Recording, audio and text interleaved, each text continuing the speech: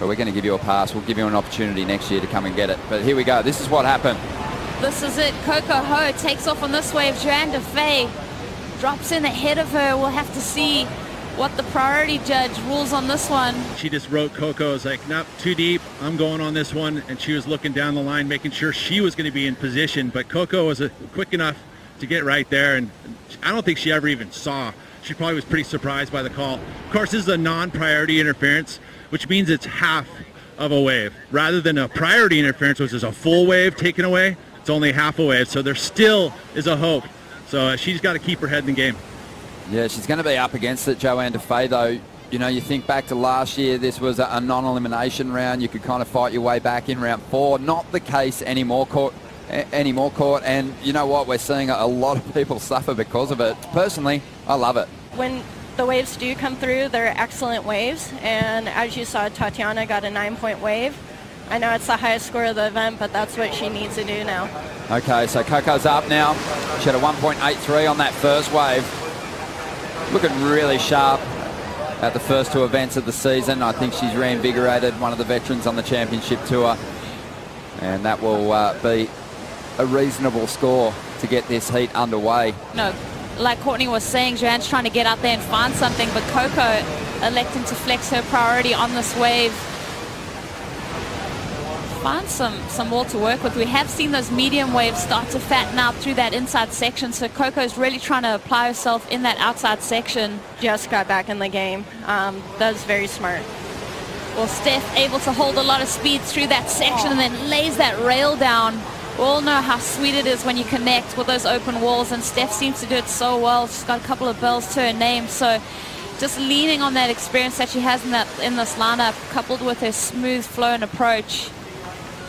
Love watching Steph when she opens up on these reeling right-handers. Courtney, you've had a couple heats with Steph. You know this lineup so well. This is that way that you're talking about of Jan that she just utilized so well. What did you like about this approach?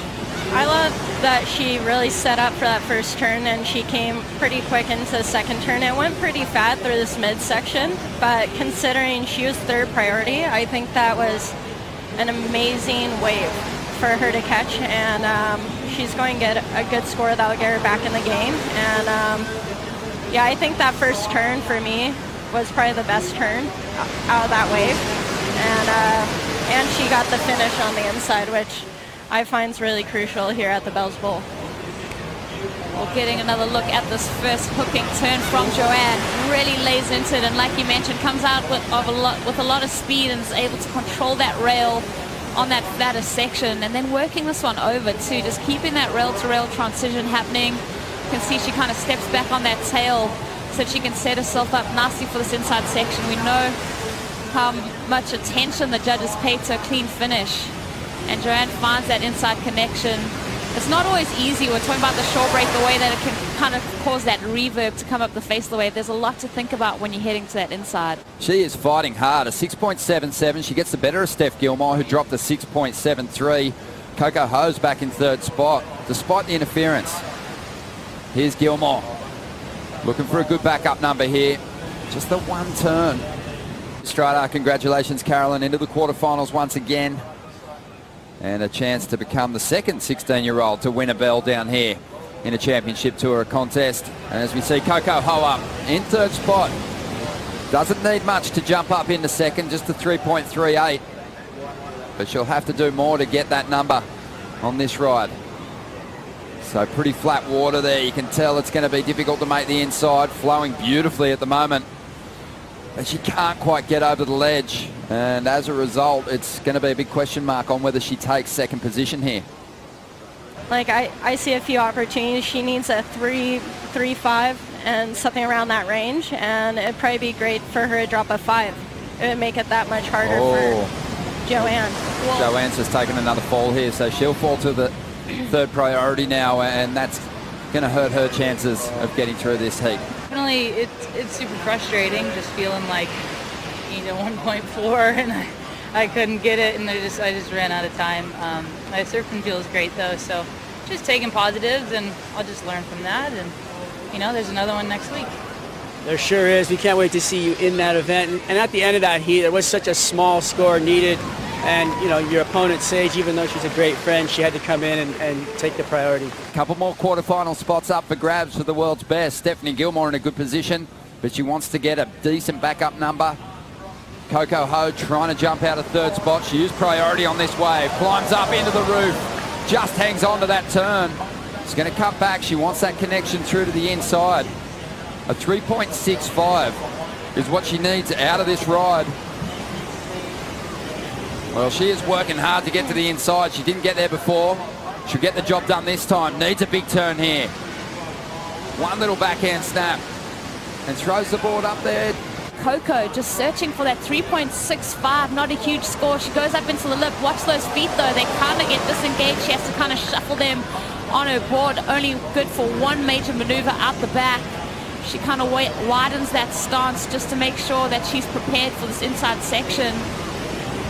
Just so important to keep this board rail to rail. You can tell the intensity for Coco trying to make this inside section. She wants to make this one count and get herself back in this heat. Definitely some commitment on that outside move, despite the fact that it had a bit of recovery time in it, Courtney. Yeah, as you're watching that, you just see the approach at the start. I found it caused her to have that hang up at the lip, which then the lip kind of caught her board a little bit, and she was actually really fortunate. She ended up still landing that. Can bring it down a second time, but it's again, it's going to be a big question mark on that ride. Johanne Defay out the back. Can she improve her position? She's trying to drop a really solid score here because it's going to be halved. She does have that interference from the opening exchange of the heat.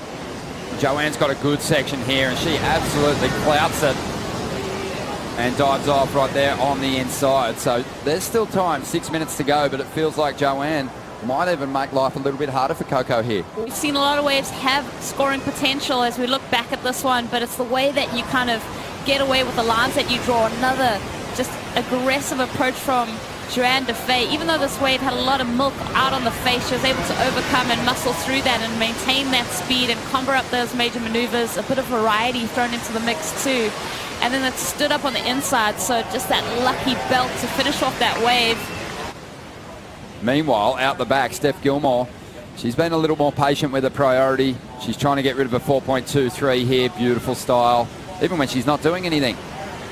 So she throws a turn up there. Wanted to get a hit in on that critical section. It was a little missed time, but she's going to try and make up for it by taking this one through to the inside. Starting to load up some speed now for a big finish.